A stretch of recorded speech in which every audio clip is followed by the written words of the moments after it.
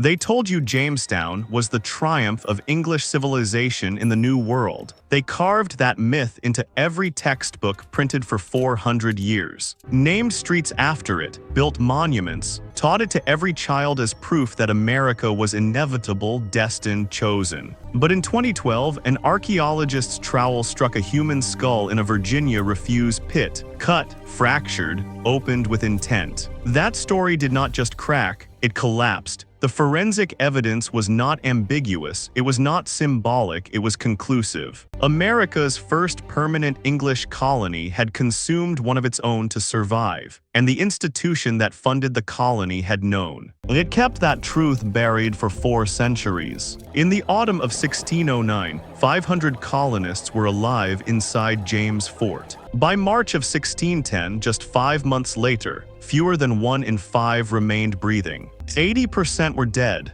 gone, erased from the earth in a single winter. Between 1607 and 1625, roughly 6,000 people attempted to settle Jamestown. Approximately 4,800 died from starvation, disease, and violence. The numbers do not soften with repetition, they only grow heavier. This was not misfortune. This was a systemic, preventable collapse engineered by neglect and greed in a boardroom in London. Someone let it happen while balancing their ledger books. The Virginia Company of London funded Jamestown. From the very beginning, their priorities were catastrophic. They did not send farmers. They sent gold seekers. Gentlemen, soldiers trained to fight but not to plant. Their instructions were explicit. Find precious metals, obtain food by trading with local Indians, grow your own only if absolutely necessary. The colony existed for resource extraction, not survival. When colonists began dying, the company suppressed accounts of the horror for years. Reputation mattered. Investor confidence mattered. Political influence mattered. 500 lives inside a leaking timber fort on a brackish Virginia river did not. Accounts of what happened during the starving time were dismissed as sensational stories designed to defame the colony's good standing.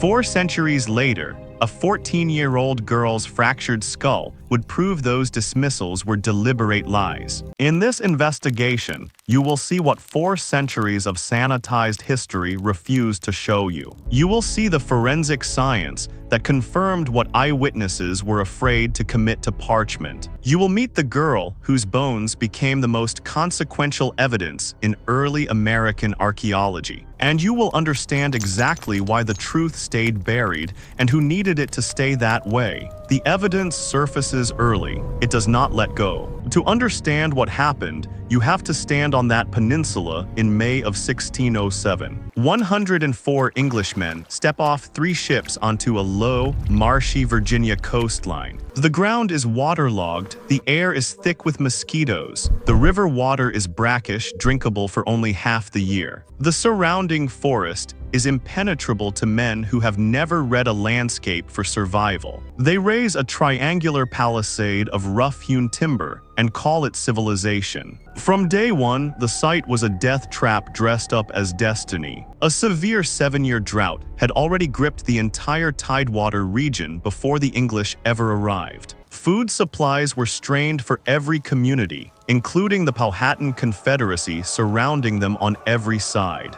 The land offered almost nothing to people who did not know how to read it. And the men sent to colonize, it had been given no reason to learn. Among those men was George Percy, an English nobleman, younger brother to the Earl of Northumberland. Educated, well-bred, and entirely unprepared for what Virginia was about to demand. When Captain John Smith was injured in a gunpowder accident and evacuated in the autumn of 1609, Percy inherited command of a dying colony. He was not a farmer. He had no network of allies among the Powhatans. But he was a witness, honest enough to record what he saw, even when that record would not surface for centuries. Then there was Jane, a 14-year-old English girl, her real name lost to time, known today only through her bones. She arrived in Jamestown on the ill-fated resupply mission of 1609. She did not survive the winter. What happened to her remains afterward is the most disturbing passage in the entire history of American colonization. The disaster that created the starving time did not arrive all at once. It arrived in cascading waves. In July of 1609, the Virginia Company dispatched 9 ships loaded with new colonists and enough supplies to last through winter. A powerful hurricane struck the fleet mid-Atlantic. Ships were scattered across open ocean. The flagship, the Sea Venture, was driven aground on Bermuda and never reached Jamestown at all. The ships that did arrive were battered and low on provisions. Carrying hundreds of additional mouths the colony had no capacity to feed. Outside the fort walls, the situation was no better. Chief Powhatan ordered a full siege of James Fort in November of 1609. Warriors encircled the palisade, cutting off all foraging, hunting, and outside contact. The Powhatans did not need a direct assault. They used famine as a weapon. Percy recorded the situation without illusion. The colonists were sealed inside their own walls. Winter was closing in. No relief appeared on the horizon. October of 1609, the gates of James Fort are sealed. The dying begins in earnest. First the horses slaughtered and eaten, then the dogs, the cats, rats caught in the dark corners of the barracks. Percy wrote they were glad to make shift with vermin. Boots and shoe leather were boiled in iron pots. Colonists survived on one small ladle of gruel each day. By December, the dead were outnumbering the living. Graves were dug faster than prayers could be said. Then came the moment no textbook has ever found honest language for. Someone carried Jane's remains to a refuse pit already thick with animal bones. The cuts to her skull were hesitant, clumsy, experimental. Made by hands that had never done this before, and were doing it only because nothing else remained. The brain was removed, the flesh was stripped from the jaw and cheekbone. One Virginia Company pamphlet had promised settlers a land of almost unimaginable abundance. What they found instead was this. May of 1610, 2 ships appeared on the James River. The surviving colonists barely had the strength to reach the water's edge. Of the 500 who had entered that winter, 60 were still breathing, just 60. Those who arrived described near skeletal figures, barely recognizable as the settlers who had crossed an ocean less than a year before. Governor Thomas Gates assessed the ruins and made his announcement. The colony was finished. On June 7th of 1610, Jamestown was officially abandoned. Ships began moving downstream. Then, against every probability, Lord de la Warr arrived with a relief fleet and intercepted the departing vessels. He brought 150 new settlers and fresh provisions. He refused to allow the colony to die, not out of mercy, but because the Virginia Company's investment demanded a return. Jamestown survived. The truth about what had happened inside it was not so fortunate. George Percy never published his account. A Trewe Relacyon, his visceral, unfiltered record of the starving time, remained hidden for centuries. The Virginia Company could not afford the truth. They had investors to reassure and future colonists to recruit. Official accounts described the starving time as a temporary hardship caused by Indian hostility and bad weather. Cannibalism was dismissed as rumor, as hysteria, as political slander. For 400 years that version held, taught as founding mythology, repeated in commemorations, inscribed in histories. There was a second, uglier layer of distortion at work. European colonizers had spent generations accusing Native American peoples of cannibalism, using those accusations to justify conquest and classify indigenous peoples as savages. The forensic record that would eventually surface proved it was the colonizers themselves, inside their own walls, who had been driven to that act. The people who built the accusation had lived the reality. In 2012,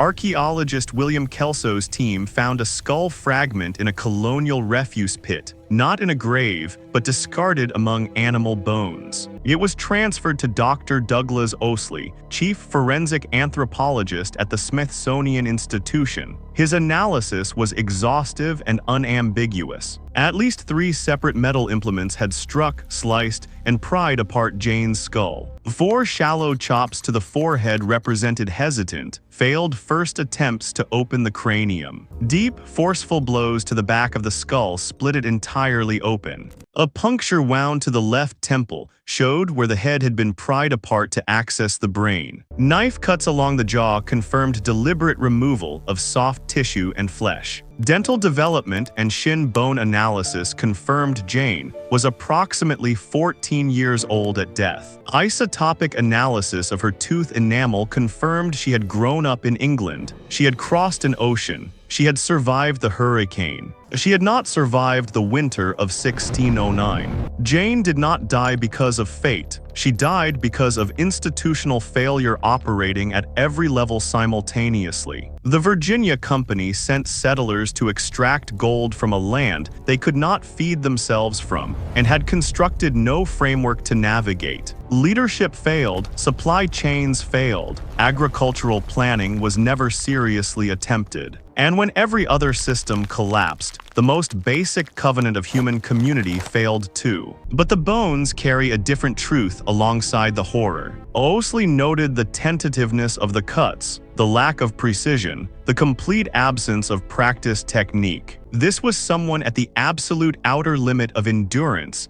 not savagery. Forensic anthropology does not render moral verdicts, it only reveals. And what the bones of a 14-year-old English girl reveal is the full, unfiltered weight of what institutional abandonment does to people when every other option has already been taken from them. Jane's bones changed everything historians believed they knew about America's first colony. But she is not the only secret still held in the ground beneath James Fort. Kelso's team has unearthed more than 70 skeletal sets from the early 1600s, and only a fraction of Jane's own remains have ever been recovered. Owsley himself stated he believes there are other examples still waiting underground. The record is incomplete. The ground is not finished speaking. The archive goes far deeper than one winter. The men who funded Jamestown new settlers were dying by the hundreds and kept sending ships anyway. What's buried always surfaces. The archive remains open. Stay vigilant.